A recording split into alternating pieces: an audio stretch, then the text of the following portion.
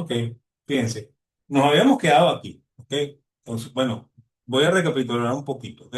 O sea, primero, esta es la teoría de capital de Hayek, tomada de la teoría del capital de Jevons. Jevons es el primero que escribe una teoría del capital y dice que el capital es triangular, ¿no? Y más o menos lo plantea así, ¿ok?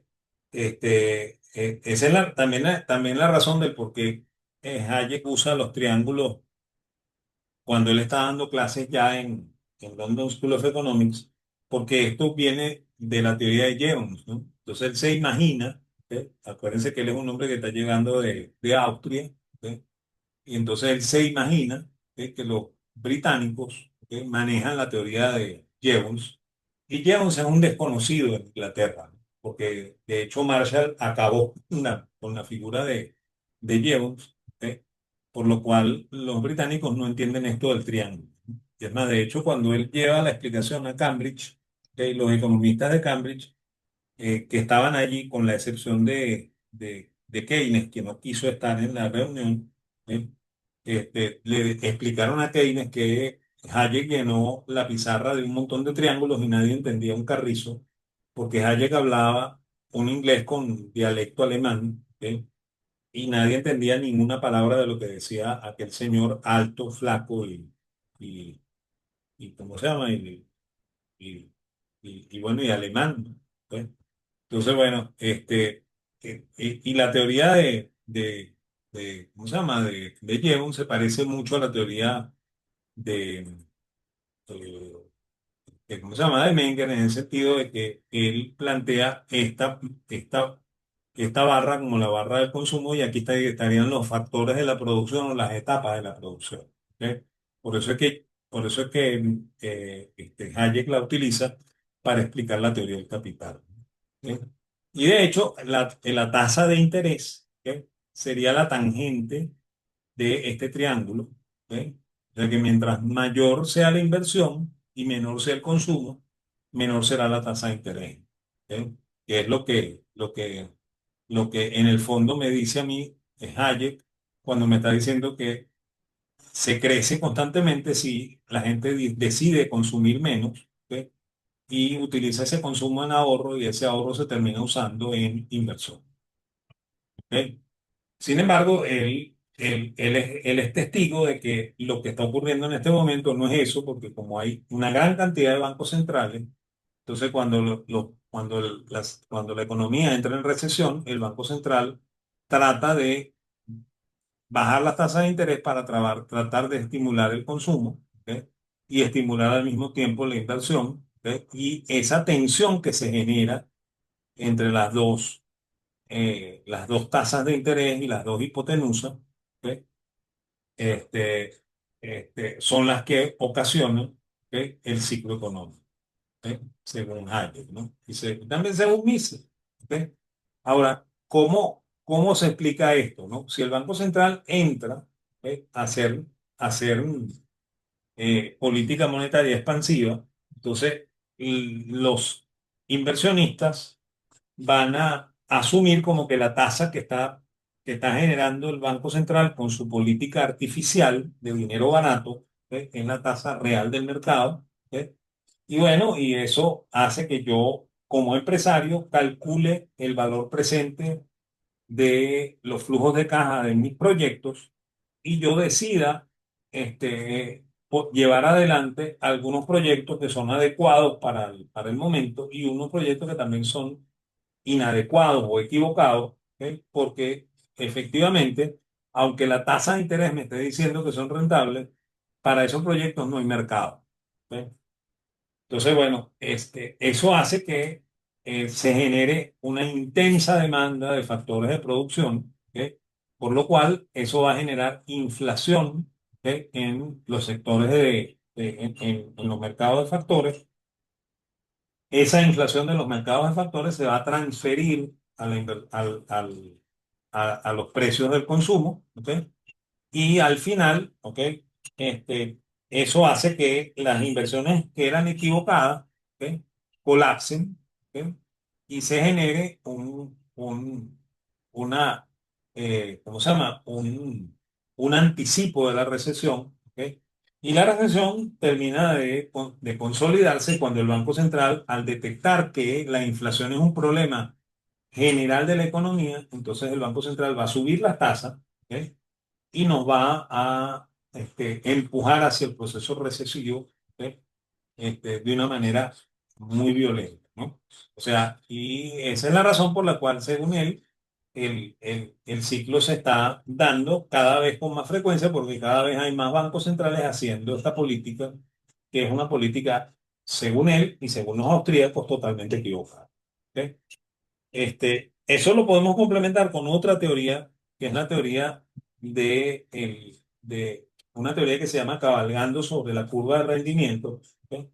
Esa teoría se basa en las siguientes premisas que voy a exponer, ¿no? En primer lugar, que hay unos indicadores económicos o mejor dicho, que todos los indicadores económicos son indicadores rezagados. ¿Ok? De hecho, fíjense, hoy es día 23 de abril, ¿no? ¿Ok? Y ya ha cerrado el primer trimestre del año. Sin embargo, si yo me meto en la página del FED, ¿ok? No hay un PIB, ¿ok? Del cierre del primer trimestre, a pesar de que el primer trimestre cerró. ¿Ok? O sea, el PIB del cierre del primer trimestre va a aparecer más o menos en mayo. O sea, aparece 2 meses después que se cerró el primer trimestre. El mes y medio después de que se cerró el primer trimestre. Entonces, el PIB es un indicador rezagado. El IPC es un indicador rezagado. El índice de presión mayor es un indicador rezagado. La balanza de pagos son indicadores rezagados. La exportación y la importación también son indicadores rezagados. Todos los indicadores económicos son rezagados. ¿Ok? Y si yo quiero un indicador que me anticipe, ¿ok? O que me diga dónde estoy parado hoy, ¿ok? No lo tengo. ¿Ok? Entonces, los indicadores económicos no me sirven, ¿ok? Para saber en qué etapa del ciclo estoy. ¿Ok? Hay unos indicadores que son contemporáneos, ¿ok? Y esos son los indicadores financieros. Sin embargo, en el mundo financiero hay algunos indicadores que son rezagados. Por ejemplo, los balances contables, ¿ok? Son rezagados. ¿Ok? Y hay unos indicadores que son contemporáneos, ¿no? Por ejemplo, las tasas de interés, ¿ok? Los tipos de cambio, ¿ok? Los precios de la bolsa y los precios en el mercado OTC. ¿Ok? El mercado OTC es el mercado fuera de bolsa. ¿Ok? Eso es lo que es mercado OTC. ¿Ok? Y bueno, y dentro de los indicadores financieros hay unos indicadores que son construidos, ¿ok? Y a pesar de eso, son indicadores que me sirven para anticipar la etapa del ciclo en la cual estoy. ¿Ok? Y esos son los índices bursátiles y las curvas de rendimiento. Entonces, el índice bursátil es un indicador anticipado del comportamiento económico. ¿Ok? Por lo cual, si ustedes tratan de aplicarle la teoría de la causalidad de Granger, ¿ok? A el índice bursátil con respecto al PIB, van a descubrir que el PIB es el que anticipa perdón, el índice bursátil es el que anticipa al PIB, ¿ok? Y el PIB no logra anticipar al índice bursátil. Por lo cual, ustedes no van a averiguar nunca en qué etapa del ciclo están con el PIB. Sin embargo, puede ser que lo averigüen con el índice bursátil. ¿Ok? Y bueno, el otro indicador que es construido es una cosa que se llama curva de rendimiento, ¿no? Y la curva de rendimiento nosotros vamos a hablar un poco más de ella cuando estemos hablando de instrumentos de renta fija, pero la curva de rendimiento es una construcción a partir de las tasas de rendimiento y los plazos de recuperación de la inversión, ¿ok? De bonos, ¿ok? De un mismo tipo de bonos, ¿no? Así que yo hago esto con bonos del Tesoro o con bonos AAA o con bonos AA o con bonos B o con bonos C, ¿ok? Entonces voy a conseguir diferentes curvas de rendimiento. Y hay unas curvas que tienen pendiente positiva y esa es la que se considera como estructura normal de tasas de interés, ¿ok? Porque se supone que el plazo más corto, ¿ok? De recuperación de inversión debe ser menos riesgoso que el plazo más largo, por lo cual la curva de pendiente positiva es la que yo debería esperar que ocurriera casi siempre en el mercado, ¿no? Sin embargo, existen algunos momentos en los cuales se presentan casos extraños como curvas planas, ¿ok? Y una curva plana es extraña porque lo que indica es que es el mismo riesgo recuperar en 10 años que recuperar en 30 días, ¿no? ¿Ok? En 90 días. ¿Ok? Entonces eso no es lógico, ¿ok? Pero es factible en algún tipo de situación de mercado. ¿Ok? Y hay otra cosa que todavía es mucho más extraña, ¿ok? Que es una curva de rendimiento dependiente negativa, ¿no? Y la curva de rendimiento dependiente negativa dice que mi rendimiento en el muy corto plazo, 90 días, ¿ok? Es muy superior al rendimiento de 10 años, ¿ok? Que es un plazo de recuperación demasiado largo. ¿Ok? Entonces, esto es un contrasentido, ¿ok? Sin embargo, se da en situaciones de mercado. Y lo vamos a ver. ¿Ok? Fíjense, y con esos dos indicadores yo puedo construir indicadores que me dicen en qué etapa del ciclo estoy y que no están muy alejadas de la teoría austríaca del ciclo. ¿Ok? Entonces, yo podría decir que en la parte expansiva del ciclo yo voy a ver siempre curvas de rendimiento positivas, ¿ok? Que al final de la recuperación, ¿ok? se empiezan a presentar curvas planas y normalmente en la crisis, ¿ok? Y durante la recesión se deberían presentar curvas de rendimiento dependiente negativo. ¿Ok? No exactamente se producen así porque hoy en día los bancos centrales hacen política monetaria y alternan un poco la situación de tasas y la situación de la estructura de tasas a lo largo del ciclo. Pues vamos a ver cómo es eso, ¿no? Resulta que si el Banco Central no hiciera política monetaria, nosotros veríamos más o menos esto, ¿no? En el fondo de recesión, veríamos como la curva de rendimiento se hace positiva y va a permanecer positiva hasta más o menos el auge, cuando se aplana, ¿ok? En la crisis se hace dependiente negativa y bueno, y se va a mantener dependiente negativa hasta que volvamos a un fondo de recesión. ¿Ok? Eso no es lo que ocurre hoy. ¿Ok? No es lo que ocurre hoy porque hay bancos centrales haciendo política. ¿Ok? Y lo que ocurre es que el Banco Central anticipa, ¿ok? lo que va a ocurrir en el fondo del ciclo, ¿ok? Y crea estructuras de tasa de interés con pendiente positiva antes de que se termine la recesión. ¿Ok? Igual, él es el que anticipa también la crisis porque él eleva las tasas excesivamente antes de que el mismo mercado lo haga. Y bueno, y él es el que genera con esa política la misma crisis y la recesión. Y bueno, y cuando empieza a experimentar tasas de interés negativas, que es lo que, perdón, tasas de inflación negativa, que es lo que asusta al Banco Central. Entonces el Banco Central inmediatamente revierte la política monetaria, ¿ok? Y genera tasas o sea, estructuras de tasa dependiente positiva, ¿ok? Para evitar la ocurrencia de una deflación, ¿no? Y esa es la razón por la cual él se anticipa a lo que va a pasar en el fondo de recesión tratando de frenar esa recesión. Sin embargo, es inútil, ¿no? O sea, es un movimiento inútil del Banco Central que más bien lo que hace es más alterar todavía más la situación del ciclo, ¿no? ¿Eh? Así es como actúa hoy el Banco Central, ¿no? Entonces, nosotros deberíamos suponer que cuando la curva de rendimiento tiene pendiente positiva, nosotros deberíamos comprar acciones porque es el periodo en el cual crecen las acciones, por lo cual, pues en el fondo de recesión siempre la bolsa sube. ¿Ok? Y la bolsa va a permanecer subiendo hasta la mitad del crecimiento. Porque la bolsa también me sirve de indicador. ¿Eh? La bolsa anticipa lo que va a ocurrir con el PIB, porque la bolsa anticipa ese crecimiento creciendo ella misma. ¿Ok? Luego, cuando ya la economía se va a estancar, previamente se anticipa en la bolsa el estancamiento, porque la bolsa comienza a ralentizar el crecimiento, ¿ok? Y se empiezan a dar pendientes planas en las curvas de rendimiento, y entonces ahí yo debería tomar una decisión de cambio en mi composición de activos y pasarme de acciones a bonos de largo plazo, ¿ok? Para tratar de obtener rentabilidad. Ya vamos a ver por qué estoy diciendo esto. Y cuando el Banco Central hace su política monetaria restrictiva, ese es el momento de comprar bonos de corto plazo, ¿ok? O sea, hacer un switch otra vez de bonos de largo plazo a bonos de corto plazo, ¿ok? Y cuando el Banco Central vuelve a generar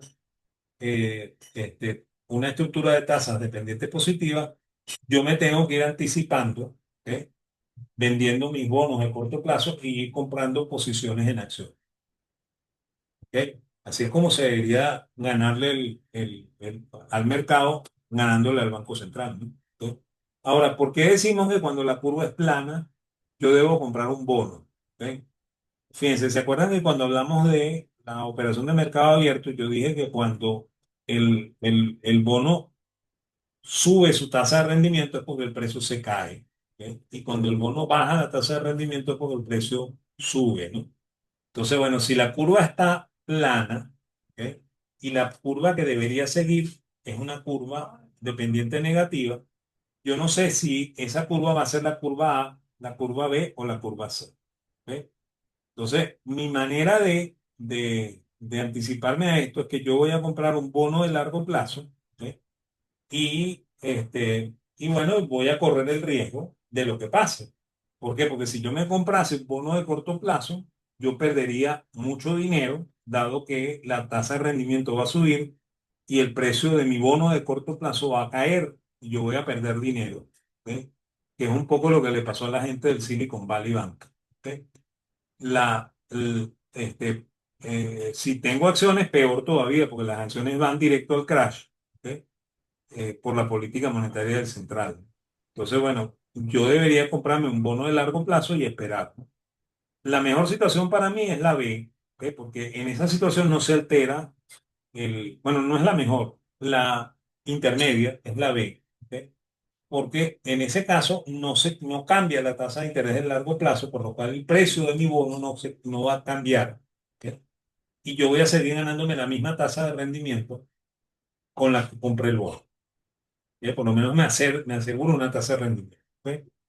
La que menos me gusta a mí es la situación C. ¿Ok? En la situación C, yo experimento una subida del rendimiento de la posición en la que yo estoy, que es el largo plazo. ¿Ok? Por lo cual ahí se me va a caer un poco el precio. Yo voy a seguir ganando una tasa de rendimiento como la curva B, pero la nueva tasa de rendimiento, ¿ok? Va a empujar mi precio hacia abajo y yo voy a perder un poco, por lo cual parte de este rendimiento me lo voy a perder en la subida, en la caída del precio, ¿no? Y la que más me convendría es la A, ¿ok? Porque si ocurre la A, ¿ok? Entonces resulta que yo me estoy ganando este rendimiento, ¿ok? Pero me estoy ganando además de eso la subida de precio, ¿ok? Que ocasiona esta caída en el rendimiento. ¿Ok? Por lo cual, estas dos situaciones son las que más me gustan, esta es la que menos me gusta y la que nunca me gustaría sería la del corto plazo. ¿Ok? Y esa es la razón por la cual yo tengo que comprar un bono de largo plazo cuando la curva es plana. ¿Ok? Y bueno, cuando la curva es de pendiente negativa, ¿ok? Que es esta curva de color azul, y la que yo estoy esperando es la curva de color marrón, que es la positiva, porque el Banco Central va a cambiar a una curva de pendiente positiva. Si yo tengo un instrumento de corto plazo, yo me voy a ganar, además de este rendimiento, ¿ok? Toda la subida de precio que lleva el rendimiento desde aquí hasta aquí. Entonces, a mí me conviene la posición de bono de corto plazo en esta situación. Si yo tuviese un bono de largo plazo, yo me estaría ganando este rendimiento y perdería toda la caída que ocasionaría la subida de rendimiento que ocurre en el bono de largo plazo. ¿Ok? Por lo cual no me conviene el largo plazo, me conviene el corto plazo cuando la curva está invertida. ¿Ok? Y bueno, y fíjense una cosa, aquí tienen la curva. ¿Ok? O sea, esto es una construcción que se hace restando la tasa del largo plazo de la del corto plazo. ¿Ok? Entonces, cuando la tasa del largo plazo, ¿ok?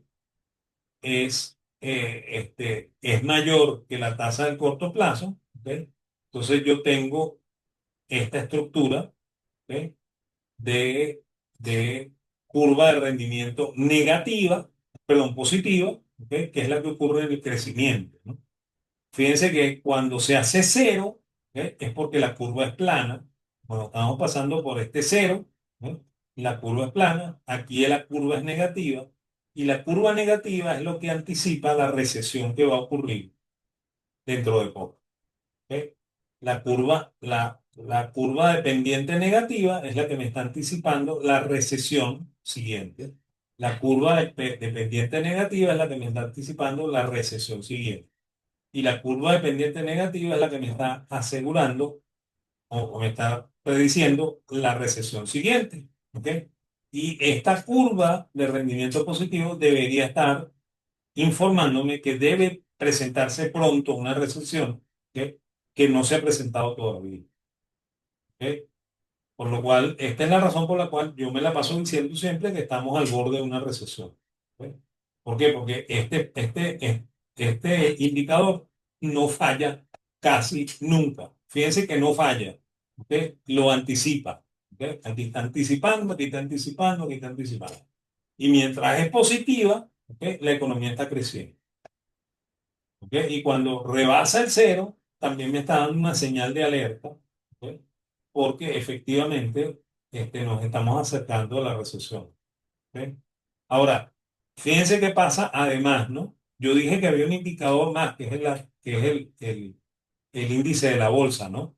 No hay mucho dato en la data del Banco de la Reserva, ¿ok? ¿Cómo se llama? El índice Standard Poor's está más o menos desde el 2012, el 2015. ¿Ok? Pero fíjense cómo en la recesión se cae el índice. ¿Ok? Cuando empieza la crisis se cae el índice, ¿ok? Marcando el crack. ¿Ok? Y en la época de expansión el índice crece. ¿Ok? Es más, de hecho, no se ha dado la recesión porque aquí no ha habido crack. ¿Ok? ¿Estamos? O sea, eso quiero que también lo vean. ¿Ok? Y bueno, y también esto me ayuda a explicar un poco qué es lo que pasa con el precio del petróleo, ¿no? Que nosotros nos la pasamos diciendo que la OPEP es la que trata de controlar el precio reduciendo la producción. Miren, el petróleo es un commodity, ¿ok? Y el commodity tiene mucho que ver con el crecimiento económico de los países que compran el petróleo. ¿Ok? Y esa es la razón por la cual normalmente cuando está a punto de comenzar la crisis o cuando se está dando la crisis, el precio toca pico, ¿ok? Y se cae. ¿Ok? Toca pico y se cae. Toca pico y se cae. Toca pico y se cae. ¿Ok? Y el precio es relativamente bueno, cuando estamos en una etapa de crecimiento económico, pues. ¿Eh? Ahí lo tienen, pues. ¿Ok? O sea que la oferta no es la que determina el precio del barril de petróleo. Quien determina el precio del barril de petróleo es la situación de los países que compran ese petróleo, ¿no? Y un buen indicador de esto es la economía norteamericana que está aquí con su PIB. ¿Ok? Ahora, fíjense, también yo puedo comparar el PIB de Estados Unidos con otros países, ¿no? Y yo me atreví a hacer este juego porque hay la data en el FED, ¿no? Aquí estoy comparando el PIB norteamericano, que está en color azul, con el PIB venezolano, que está en color verde, ¿no? Y fíjense que nosotros entramos en recesión un poquito después que entró Estados Unidos. ¿Ok? O sea que yo no necesito ni siquiera los datos del PIB del central, porque ya con los datos ¿cómo se llama? Del PIB norteamericano me basta y me sobra. ¿Ok? Entonces ahí lo tienen, pues. Claro, después del 2019 no hay data porque el central lo que publicó es chimbo, ¿ok? Y eso no sirve ni siquiera para hacer algo honesto, ¿no? ¿Ok? Entonces, bueno, ahí lo tienen. ¿Ok? Si algún día tenemos del 2019 en el 2025, veremos que también hay una relación con lo que le está pasando a Estados Unidos. ¿Ok? Al final, ellos son los compradores fundamentales del petróleo nuestro, nos guste o no nos guste. ¿Ok? Entonces, aquí tienen la explicación de ciclo que yo les iba a dar, ¿ok? Y bueno, y para concluir un poco esto, ¿ok? Y por supuesto concluir toda la parte macroeconómica del curso, ¿ok? Que por lo menos en términos gruesos termina hoy. ¿Ok? La semana que viene nos vamos a meter en la parte más micro de la finanza y vamos a ver más cosas. ¿Ok? Ahora, que la teoría financiera siempre se cumple. El profesor Lahoud no está en contra de la teoría, de la teoría económica. ¿Ok? Sin embargo, la teoría económica que es de verdad, ¿ok? No la que le enseñan a ustedes en los libros. Que la que enseñan en los libros, esa no sirve. ¿Ok? La economía es una ciencia. ¿Ok? No es una religión revelada en un libro de macroeconomía y otro de microeconomía. ¿Ok? Y que además de eso, con evidencia empírica en estudios estadísticos. ¿Ok? Y de hecho, los métodos tradicionales de la academia, ¿ok? Lo que nos harían es hacernos perder dinero en los mercados. ¿Ok? Porque no sirven. ¿Ok? O sea, lo que me enseñan en la teoría económica en la universidad no me sirve. ¿Ok? De repente me sirve para ser ministro de finanzas, ¿ok? Pero no me sirven para ser financista. ¿Ok? Y esto fundamentalmente ocurre porque no existen errores de mercado. Esa vaina no existe. ¿Ok? Lo que existen son errores de política, errores de gobierno. Y los bancos centrales son especialistas en el cometer errores y esos errores nos dan oportunidades de negocio a nosotros. ¿Ok? Entonces uno tiene que aprender cómo funciona, ¿ok? Para sacarle el jugo a eso. ¿Ok?